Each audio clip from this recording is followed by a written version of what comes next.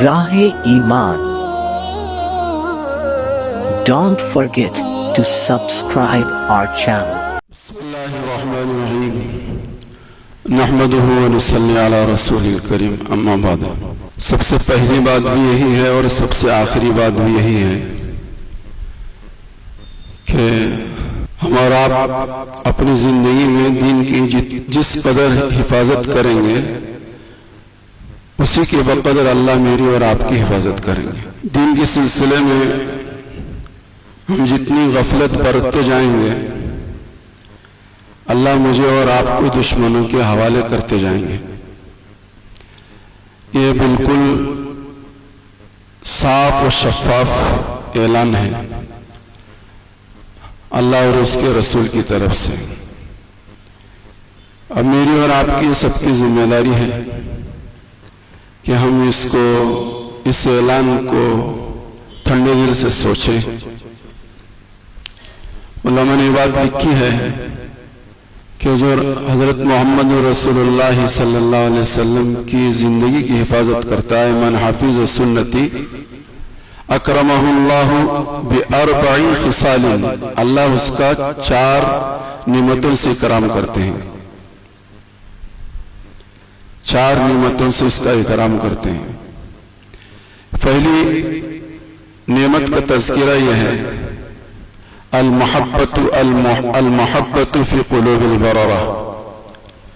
اللہ اپنے بندوں کے دلوں میں ان کی محبت ڈال دیتے ہیں. وہ خدا کے نیک بندوں کے دلوں میں وہ محبوب ترین لوگ بنتے ہیں جو اپنی زندگی میں حضرت محمد رسول اللہ صلی اللہ علیہ وسلم کی زندگی کو لانے کی کوشش کرتے ہیں، اپنی زندگی کو حضور کے رنگ میں رنگنے کی کوشش کرتے ہیں. تو بنیادی چیز تو یہ ہے کہ ہمارے اندر ہم آپ سب اپنے آپ میں تلاش کریں. بلکہ علماء نے لکھا ہے کہ کبھی مسلمان نظر آنا، کبھی مسلمان کی علامتوں سے عاری اور خالی ہونا، یہ بہروپیہ کی عادت ہوتی ہے. اس کو بہروپیہ تو کہہ سکتے ہیں، مسلمان نہیں کہہ سکتے. کبھی لگ رہے ہیں کہ ہم مسلمان ہیں اور کبھی لگ رہے ہیں کہ ہمارے اندر اسلام نہیں جھلکتا ہے. تو یہ وہ لوگ ہیں جن کو بہروپیہ تو کہہ سکتے ہیں اور دوسرا کچھ کہنا ان کے لیے مشکل ہوتا ہے. تو آج ہماری اور آپ کی زندگی ایسی ہے، رنگ دیکھ کر ڈھنگ بدل لیتے ہیں. رنگ دیکھ کر ڈھنگ بدل لیتے ہیں. جمعہ آتا ہے تو ہماری حالت الگ رہتی ہے، جمعہ چلا جاتا ہے تو ہماری حالت اور ہوتی ہے. اور کوئی دوسرا موقع ہوتا ہے تو اس موقع اور محل کے اعتبار سے ہماری شکل صورت بنتی ہے، ہماری طرز زندگی ہوتی ہے. اور کوئی اس کے علاوہ کوئی موقع آتا ہے تو ہمارا نہج، ہمارا طریقہ الگ ہو جاتا ہے. یہ وہ ساری چیزیں ہیں. تو میں یہ کہہ رہا تھا کہ پہلا اکرام جو ہے المحبت فی قلوب البررہ، اور دوسرا اکرام فرمایا الہیبۃ فی قلوب الفجرہ. دنیا میں جو لوگ خدا فراموشی کے ساتھ زندگی گزارتے ہیں اللہ ان کے دلوں میں ہمارا روب ڈال دیتا ہے. الہیبۃ فی قلوب الفجرہ. آج ہماری حیبت ان کے دلوں میں نہیں ہے، ان کی حیبت ہمارے دلوں میں ہے. اس کی بنیادی وجہ یہی ہے کہ ہم دین سے دور ہوتے چلے گئے اور رسول پاک صلی اللہ علیہ وسلم کی سنتوں سے ہماری زندگی عاری اور خالی ہوتی چلی گئی. یہ بنیادی وجہ ہے. کیا عرب کیا عجم، سب ایک حمام میں سبھی ننگے ہیں. نہ ان کا خاص تذکرہ کیا جا سکتا ہے، نہ ہمارا خاص تذکرہ کیا جا سکتا ہے، بلکہ پوری امت کا آج حال یہی ہے جس کی طرف اشارہ کیا جا رہا ہے. آج کچھ روایتیں آپ حضرات کی خدمت میں پیش کرنی ہیں جو عام طور پر جو روایتیں بیان نہیں ہوتی، ان روایتوں کو سنانا آج آپ حضرات کی خدمت میں ضروری سمجھ کر پیش کیا جا رہا ہے. اللہ مجھے اور آپ کو سب کو سمجھنے کی توفیق عطا فرمائے۔ ایک روایت جو ہے شروع میں وہ عام طور پر آپ تمام حضرات سن رکھے ہیں، اور کتاب الفتن حدیث کی کتابوں میں جو کتاب الفتن ہے ان میں اکثر وہ روایت موجود ہے، اور میں نے آج جو دیکھی ہے وہ ابو داؤد شریف حدیث کی بڑی بڑی کتابوں میں ابو داؤد شریف ہے، اس کے اندر بھی روایت مذکور ہے۔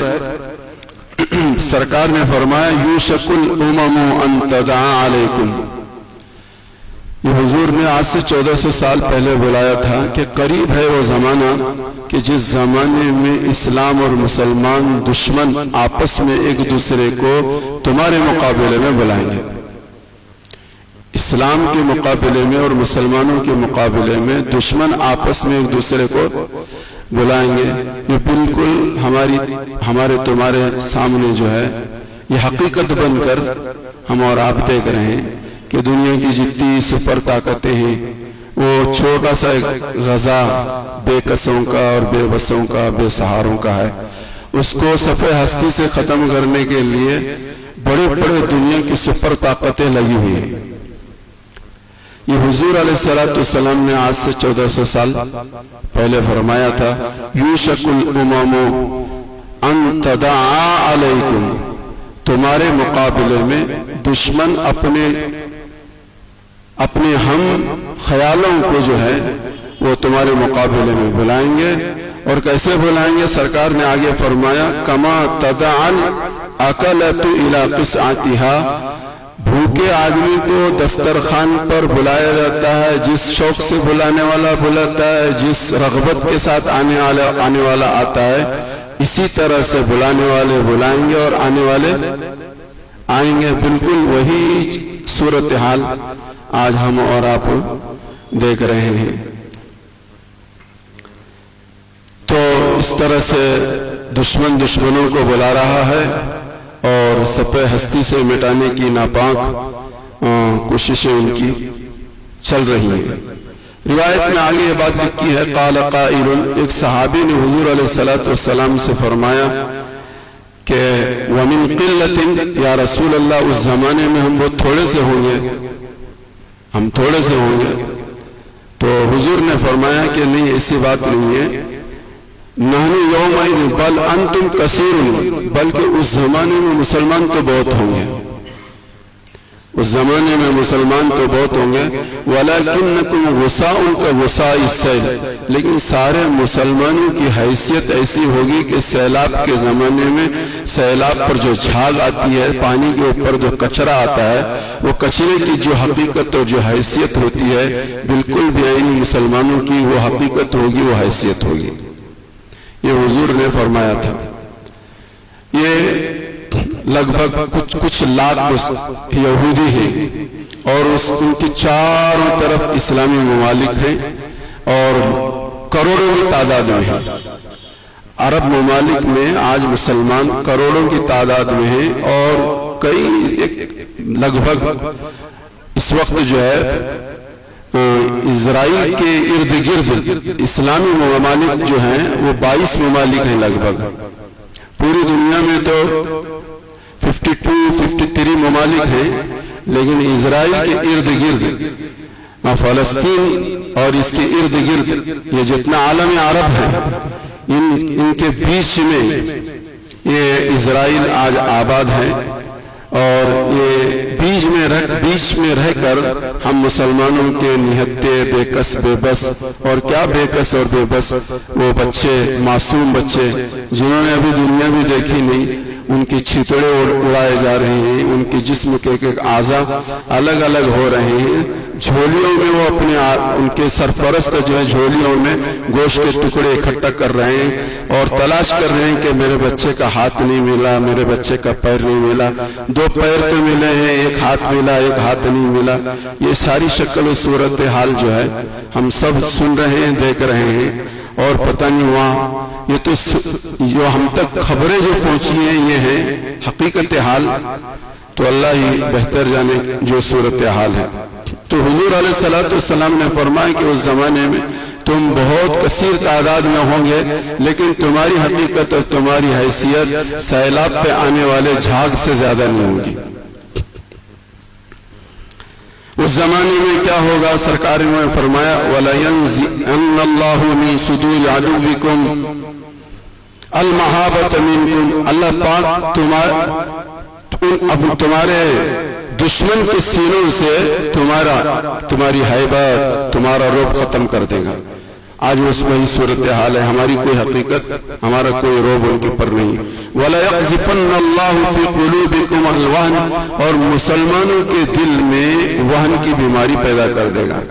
سرکار سے صحابہ نے پوچھا مل وہن یا رسول اللہ، وہن کیا چیز ہے؟ تو حضور نے فرمایا حب الدنیا و کراہیت الموت، دنیا کی محبت اور موت سے کراہیت۔ یہ دو چیزیں ہیں کہ امت مسلمہ کو اس پوزیشن تک پہنچایا جائے گا اور پہنچے گی۔ صورتحال جو ہے وہ آپ تمام حضرات جانتے ہیں۔ حب الدنیا، اس سلسلے میں ہم دیکھیں اب ساری دنیا کے ہر گوشے سے، چپے چپے سے یہ بات بالکل واضح طور پر ہم سب کے سامنے آ رہی ہے کہ آل سعودی عرب کے بادشاہ اور ان کا خاندان، ان کے نزدیک صرف تین چیزیں ہیں، نہ میری ذات سے کوئی لینا دینا ہے، نہ آپ کی ذات سے کوئی لینا دینا ہے، نہ دنیا کے کسی مسلمان سے ان کو لینا دینا ہے۔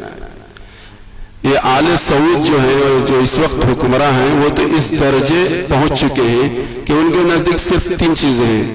ایک تو یہ ہے کہ ان کی کرسی بچے، چاہے دنیا میں کچھ بھی ہو، ان کی کرسی بچنی چاہیے، چاہے دنیا میں فلسطین ختم ہو جائے، غزہ ملیامیٹ ہو جائے، اسرائیل وہاں سے وہاں تک چلا جائے، ان سے ان کو کوئی لینا دینا نہیں ہے۔ ایک چیز تو یہ ہے کہ ان کی کرسی محفوظ رہنی چاہیے۔ دوسری چیز، ان کا خاندان بچنا چاہیے، ان کے خاندان پہ کچھ نہیں ہونا چاہیے، ان کی کرسی بچے، ان کا خاندان بچے اور ان کی حکومت بچے۔ یہی تین چیزیں ان کے مد نظر ہے۔ باقی عرب کے اندر رہنے والے عرب باشندوں کی بھی معاشی صورتحال، جو حضرات جاتے ہیں عرب اور دیہات گھومتے ہیں، ان سے پوچھو کہ عرب میں، سعودی عرب کے اندر رہنے والے بدوؤں کی کیا صورتحال ہے، ان کی معاشی حالت کیا ہے، وہ کتنے ترقی یافتہ ہیں، ان کی صورتحال کیا ہے۔ ہم تو مکہ اور مدینہ دیکھ کر چلے آ جاتے ہیں، اور کچھ کمپنیاں جو ہیں یہ تیل والی چلانے والے ان کو دیکھتے ہیں، لیکن بڑی تعداد عربوں کی کیا ہے وہ وہی لوگ جانتے ہیں جو عرب کے چپے چپے سے واقف ہیں۔ تو یہ عرب حکمرانوں کا حال ہے۔ یہ جب عرب حکمرانوں کا یہ حال ہے، سعودی عرب سب سے بڑا ملک ہے، اس کی یہ صورتحال ہے، تو بقیہ اور درجے۔ اور یہ صرف ایک عرب ملک نہیں ہے، بلکہ اسلامی ملک ہے، ایک دینی ملک ہے ہمارا، یہ دینی ملک ہے۔ علماء نے یہ بات لکھی ہے کہ کسی مسلمان کی سرزمین پر ناجائز کوئی حملہ کرتا ہے تو سارے مسلمانوں کے اوپر فرض ہے کہ ان سے جہاد کریں، اور الاقرب فالاقرب، جو جتنا قریب ہوتا ہے اس کی ذمہ داری اتنی زیادہ ہوتی ہے۔ ہم تو بہت ہزاروں میل دور ہیں، اس وقت سب سے بڑی ذمہ داری یہ تھی جو ارد گرد جو اسلامی ممالک ہیں وہ ان کا تعاون کرتے، ان کی مدد کرتے، اور وہ بھی میدان میں اترتے، ان کی ذمہ داری تھی، ان کا یہ فریضہ تھا۔ لیکن کیا کریں گے، یہ سب کے سب جو ہیں امریکہ کے غلام ہیں، اسرائیل کے غلام ہیں۔ جیسے کہ پچھلے جمعہ آپ حضرات کی خدمت میں بات آئی تھی، تو سرکار مدینہ محمد عربی صلی اللہ علیہ وسلم نے یہ بات فرمائی کہ یہ صرف دنیا کی محبت نے ان عرب حکمرانوں کو یہاں تک پہنچا دیا۔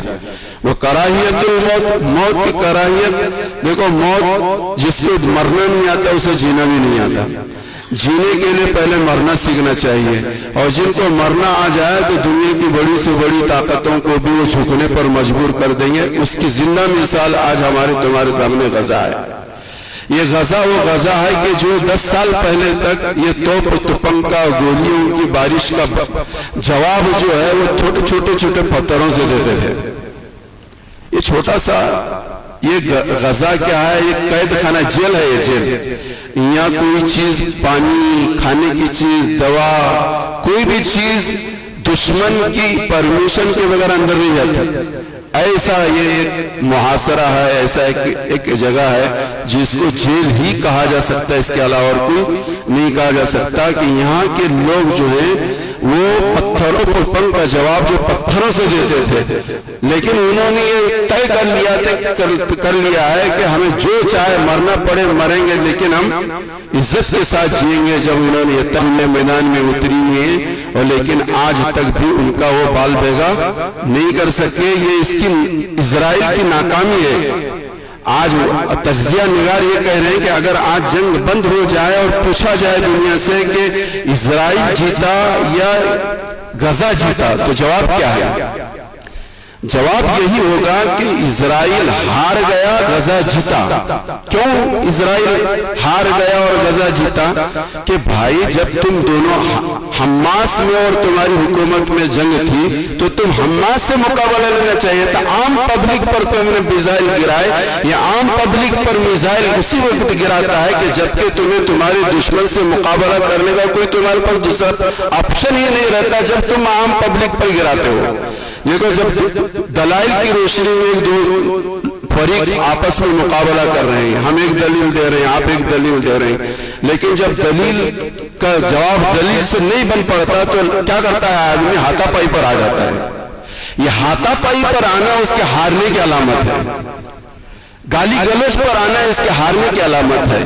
اگر اسرائیل ایسی سپر طاقت ہے تو اسے حماس کا مقابلہ کرنا چاہیے تھا، جو چند سو جو فوجی ہیں میدان میں اترے ان کا مقابلہ کرنا چاہیے تھا۔ ان کا مقابلہ کرنے کے بجائے عوام پر، بچوں پر، عورتوں پر، اور دواخانوں پر، ہسپتالوں پر اور اسکولوں پر، رفائی کاموں کے اداروں پر یہ بمباری کر رہا ہے۔ یہ اس کے ہارنے کی علامت ہے، یہ اس کے ہارنے کی علامت ہے۔ تو بہرحال میں یہ کہہ رہا تھا کہ یہ تھوڑا سا حصہ ہے، لیکن انہوں نے یہ طے کر لیا ہے کہ ہم عزت کی موت مریں گے، ذلت کی موت نہیں مریں گے۔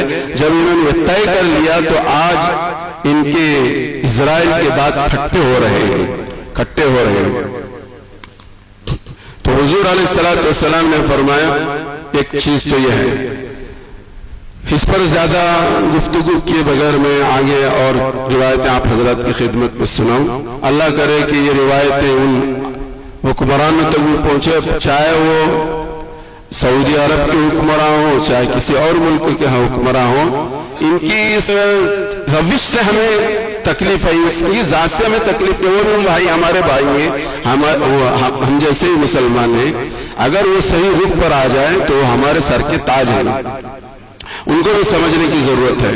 سرکار مدینہ محمد عربی صلی اللہ علیہ وسلم نے فرمایا عمران بیت خارج الملحمہ وخروج الملحمہ فتح قسطنطینیہ وخروج الدجال ثم ضرب بیدیہ على فخذ الذي حدثه ثم قال ان هذا لحق كما انك هاهنا۔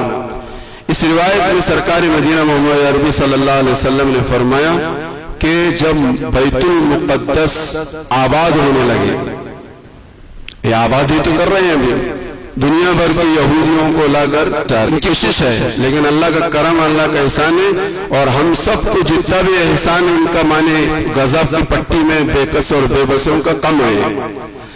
ان کا یہودیوں کا مقصد تو یہی ہے کہ دنیا بھر کے سارے یہودیوں کو مختلف ممالک میں جو بکھرے ہیں ان کو وہاں سے اٹھانا اور ملک کے فلسطین میں، اسرائیل میں اور غزہ میں آباد کرنا۔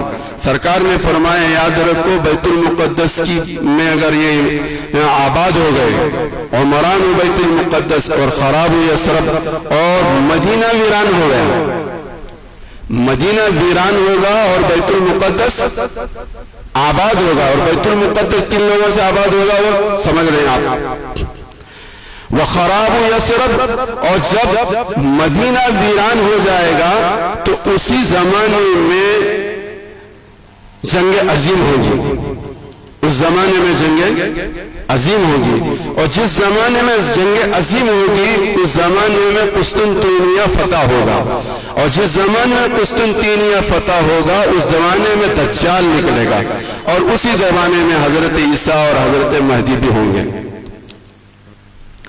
علماء نے یہ بات لکھی ہے، آج قسطنطینیہ کو کیا کہتے ہیں؟ استنبول استنبول کہتے ہیں. استنبول کا اصل نام اسلام بول ہے. یہ اسلام بول آج کیا کہتے ہیں ہمارے مسلمانوں کے ہاتھ میں ہے. آج وہاں کے طیب اردوغان وہاں کے صدر ہیں. لیکن قرآن اس حدیث کی روایت میں معلوم ہوتا ہے کہ ایک دن آنے والا ہے کہ پھر ایک مرتبہ یہ استنبول جو ہے مسلمانوں کے ہاتھ سے نکل کر دشمنان اسلام کے ہاتھ میں چلا جائے گا. یہ حضور نے فرمایا ہے. اور یہ کب ہوگا؟ جب مدینہ طیبہ یہ بیت المقدس آباد ہوگا ان بدبختوں سے اور مدینہ طیبہ خالی ہوگا. مدینہ طیبہ اور مکہ مکرمہ آپ جا کر پوچھیے حاجیوں سے, سب عربوں سے خالی ہو گیا ہے. سب بلڈنگیں بنا بنا کر حج اور عمرہ کرنے والوں کے لیے کرائے پر انہوں نے دیے ہیں. سب پیسے جمع کرنے کے پیچھے لگے. عرب جو ہیں وہ ریاض میں اور وہاں بڑے بڑے شہروں میں وہ سب آباد ہو گئے. مدینہ طیبہ اور مکہ مکرمہ عربوں سے اب اکثر حصہ اس کا خالی ہو چکا ہے. تو حضور نے فرمایا کہ مدینہ ویران ہو جائے گا اور بیت المقدس ان لوگوں سے آباد ہو جائے گا. قسطنطنیہ جو ہے دشمنوں کے ہاتھ میں چلا جائے گا. اس زمانے میں جو ہے جنگ عظیم ہوگی اور پھر مسلمان قسطنطنیہ کو فتح کریں گے.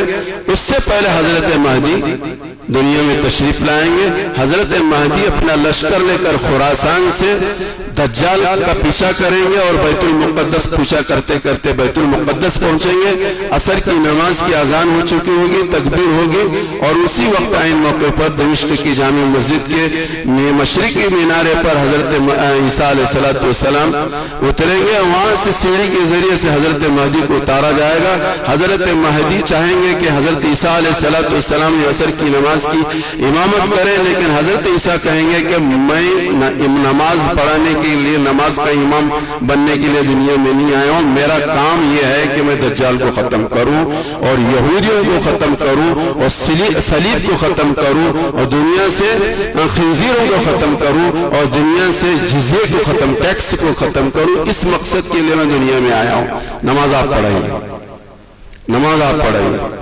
تو ایک روایت تو یہ ہے اسی زمانے میں دجال بھی آئے گا اور پھر یہ. اور حضور نے آگے حضرت معاذ بن جبل کی ران پر ہاتھ مار کر یہ کہا کہ معاذ یہ ایسے ہی ہے جیسے کہ تم اس وقت یہاں ہو, یعنی یہ حق ہے, سچ ہے, ایسا ہو کر رہے گا جیسے کہ تم اس وقت میرے سامنے تمہارا ہونا یقینی ہے. اس طرح سے یہ ساری صورتحال یقینی ہے. حضور نے اس کی طرف اشارہ فرمایا.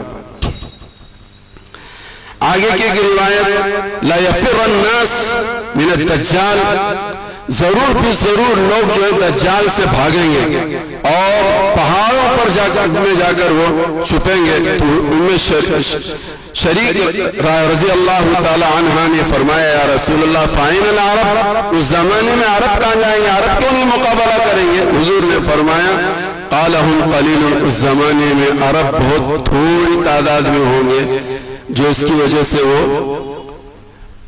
دین کی حمایت نہیں کر سکیں گے, دین کے کام میں ہاتھ نہیں بٹا سکیں گے. یہ پیشن گوئیاں حضرت محمد رسول اللہ صلی اللہ علیہ وسلم کی طرف سے ہے. ان سب کو سامنے آج کے زمانے میں ان کی بھی ہماری بھی سب کی ذمہ داری ہے کہ یہ زمانہ ہمارے زمانے میں نہ آئے, ہمارے بعد کسی اور زمانے میں آئے گا یہ زمانہ دنیا میں, لیکن ہمارے زمانے میں نہ آئے. اس کے لیے ہمیں کوشش کرنے کی ضرورت ہے, ان کو بھی ضرورت ہے, ہمیں بھی ضرورت ہے کہ یہ صورتحال ہماری جیتے جی دنیا میں رونما ہو. اس کے لیے ہم سب کو کوششیں کرنے کی ضرورت ہے. اللہ مجھے اور آپ کو سب کو عمل کی توفیق عطا فرمائے. ان کی کوششوں میں کیا کوشش, اپنے بس کا کرنا ہے. ہر آدمی کو اپنے بس کا کرنا ہے. ہمارے اور آپ کے بس میں کیا ہے وہ نہیں کرنا چاہتے ہیں. ہم یہ چاہتے ہیں کہ ہمیں روڈ پہ آنے کی اجازت دے دی جائے. آج ہمارے شہر کے اندر بھی اور پورے ملک کے اندر بھی یہ نوجوان چاہ رہے ہیں کہ کسی طرح سے جس طرح سے اور ممالک کے اندر ریلیاں نکالی جا رہی ہیں, نعرے بازیاں ہو رہی ہیں, احتجاجات ہو رہے ہیں, ہمارے اس ملک کے نوجوان بھی وہ چاہ رہے ہیں کہ احتجاج ہمارے ملک میں بھی ہو. ہمارے بڑے ہمیں احتجاج کرنے کا, جلوس نکالنے کا, نعرے بازی کا اور جھنڈوں کے لہرانے کا موقع فراہم کریں. ہم پورے جوش کے ساتھ اور پورے बार आने के लिए तैयार हैं।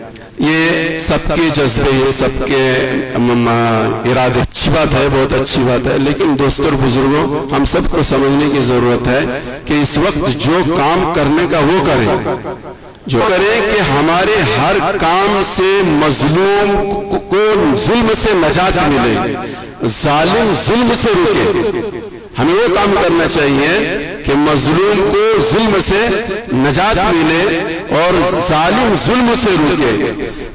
हमारी किसी काम से, हमारी किसी हरकत से, हमारी किसी जद्दोजहद से, हमारी किसी कोशिश से मजलूम जुल्म से बचा नहीं, जालिम जुल्म करने से रुका नहीं, और मजीद हम किसी एक मुसीबत में मुब्तला हो गए तो नादानी और बेवकूफी इसके सिवा और कुछ नहीं है। हमें वो काम करना चाहिए कि मजलूम जो है जुल्म से बचे, जालिम जुल्म से रुके और हम सेफ रहें। अगर हम सेफ भी नहीं रहते, हमारे पर कोई मुसीबत आती है लेकिन मजलूम जुल्म से बच रहा है तो भी कोई हरज की बात नहीं। मजलूम जुल्म से नहीं बचेगा, जालिम जुल्म से नहीं रुकेगा, और हम एक काम करके हम अपने आप को किसी मुसीबत में मुब्तला कर देंगे, ये कोई अच्छी बात नहीं है। इस वक्त सब तमाम हजरात से ये बात पिछली जुमा भी कही गई थी कि इसराइल की माशी हालत को कमजोर करने के लिए हम सब कर सकते हैं, हम में से कोई मरेगा नहीं, हम में से कोई मरेगा नहीं कि भाई इसराइल के जो मसनूआत हैं उनके खाने पीने का, उनके इस्तेमाल को बंद कर दे। कितने लोग बंद करें? अब पूछा जाए तो आटे में नमक के बराबर है जिन्होंने वो खाना बंद कर दिया, वो पीना बंद कर दिया। ये इसराइल की कंपनी है। उलमा बार बार चीख चीख कर हमारे बड़े कह रहे हैं कि तुम ये समझ रहे कि हम ठंडा पी रहे हैं, तुम ये समझ रहे कि लजीज खाना खा रहे। नहीं, लजीज खाना नहीं खा रहे, तुम एक गोली इसराइल को दे रहे हो कि हमारे मासूम बच्चों के सीनों को इससे भूनो। तुम्हारे जो कुछ भी तुम पी रहे हो, खा रहे हो, वो रकम जो है उसका फायदा कहां जाएगा? वो तो इजराइल जाएगा, अमेरिका जाएगा। और अमेरिका क्या करेगा? अमेरिका यही करेगा, मिसाइल बनाएगा और ये हथियार बनाएगा और हमारे तुम्हारे बच्चों को और हमारी तुम्हारी औरतों को, हमारे तुम्हारे नौजवानों को, उनके सीनों को छल्ली बनाने की कोशिश करेगा। तो ये तो काम हमसे हो नहीं पा रहा, ये तो हो नहीं पा रहा। बार बार ये कई बात कही जा रही है कि इस वक्त जरूरत इस बात की है कि सबसे बड़ा हथियार, इससे बड़ा हथियार दुनिया में कोई नहीं, वो दुआ है। सुबह की नमाज में दुआए कुनूत पढ़ी जा रही है और लगभग सारी मसाजिद में पढ़ी जा रही है। कितने नौजवान आ रहे हैं मस्जिद में सुबह की नमाज में कि दुआए कुनूत पढ़ी जा रही है, सुबह की नमाज भी हो जाए और दुआए कुनूत हो जाए कि जिसके नतीजे में मजलूमों को जुल्म से नजात मिले और जालिम तबाह बर्बाद हो जाए। कितने लोग आ रहे हैं? गिनती के 4-5 नौजवान आते हैं मस्जिद में, जबकि हमारा मोहल्ला लगभग 350 मकानात हैं जिनमें कम अज कम पूरी छानबीन की जाए तो लगभग 200 से 300 नौजवान होंगे हमारे मस्जिद के एरिया के अंदर। 200 से 300 नौजवान होंगे। लेकिन नहीं, हमें जुलूस निकालने का, हमें रैली निकालने का मौका दो। बस हमें नमाज उमाज पढ़ने को मत कहो, हमें दुआ को मत करो, तुम करो दुआ, तुम पढ़ो नमाज, हमें बाहर आने की परमिशन दो। तो करने के इस वक्त काम ये है, दिन रोजाना मिसाइल, हर रोज बच्चे मर रहे हैं। लगभग हजारों की तादाद में इस वक्त बच्चे हमारे शहीद हो चुके हैं, जवान शहीद हो चुके हैं, मस्तूरात शहीद हो चुके हैं और बुरी तरह से शहीद हो चुके हैं। और अब भी जंग के थमने के कोई आसार नजर नहीं आ रहे, बल्कि जंग बराबर आगे बढ़ती चली जा रही है। हमारी और आपकी सबकी जिम्मेदारी है कि इन नाजुक मौकों पर हमें और आपको खूब अल्लाह से अपने ताल्लुक को मजबूत करके गैबी मदद और नुसरत को अपनी तरफ मुतवज्जह करने की जरूरत है। मादी ताकत का मुकाबला आज का मुसलमान मादी ताकत से कतन नहीं कर सकता। ہرگز نہیں کر سکتا۔ آج کے زمانے میں مادی طاقت کا مقابلہ پہلے بھی اور آج بھی اور آئندہ بھی، مادی طاقت کا مقابلہ صرف روحانی طاقت سے مسلمان کر سکتا ہے، ہوا ہے، ہو رہا ہے، ہوگا۔ یہی ایک راستہ ہے جس کے علاوہ ہمارے اور تمہارے پاس کوئی دوسرا راستہ نہیں ہے۔ اس لیے آپ تمام حضرات سے گزارش ہے اور بالخصوص ہمارے نوجوانوں سے گزارش ہے، نمازوں کا اہتمام کرے، دعاؤں کا اہتمام کرے، حسبنا اللہ و نعم الوکیل کو خوب کثرت سے پڑھیں۔ الحمدللہ پڑھنے والے پڑھ رہے ہیں، اور ہم سب سے زیادہ وہ لوگ پڑھ رہے ہیں جن کو کھانے کو کھانا نہیں، جن کے پاس پینے کو پانی نہیں، جن کے پاس لائٹ کا کوئی انتظام نہیں، جن کے پاس بخار اور سردی اور کھانسی کی دوا لینے کے لیے کوئی ایک ٹیبلٹ نہیں، والحمدللہ وہ برابر حسبنا اللہ و نعم الوکیل، حسبنا اللہ و نعم الوکیل پڑھ رہے ہیں۔ ہم خوب اچھا کھا رہے ہیں، خوب اچھا پہن رہے ہیں، خوب اچھے مکانات میں رہ رہے ہیں، خوب عیش و آرام کی زندگی گزار رہے ہیں، ہمارے سارے پروگرام برابر ہو رہے ہیں۔ چلتے پھرتے کم از کم ہم ان مظلوموں کا یاد کر کے حسبنا اللہ و نعم الوکیل، نعم المولا و نعم النصیر کا ورد بھی کریں تو ممکن ہے کہ ہمارے اس کثرت ورد کے ذریعے سے اللہ پاک کو رحم آ جائے اور ان مظلوموں کے لیے خدائی مدد ان کے ساتھ شامل حال ہو جائے، اور پھر ہم ایک لمبے زمانے تک کے لیے ہمارے مسلمان جو نہتے ہیں، بے کس ہیں، بے بس ہیں، وہ پھر سے ایک مرتبہ مضبوط ہو جائیں۔ جیسے کہ تجزیہ نگاروں کا یہ تجزیہ ہے کہ اگر اس مرتبہ اسرائیل کا نام و نشان نہ بھی مٹا اور حماس انشاءاللہ نہیں مٹے گا، آنے والے 10 سالوں کے بعد آج جتنا مضبوط ہوا اس سے ہزاروں گنا زیادہ انشاءاللہ مضبوط ہوگا اور دنیا اس کو دیکھے گی۔ وآخر دعوانا الحمدللہ رب العالمین۔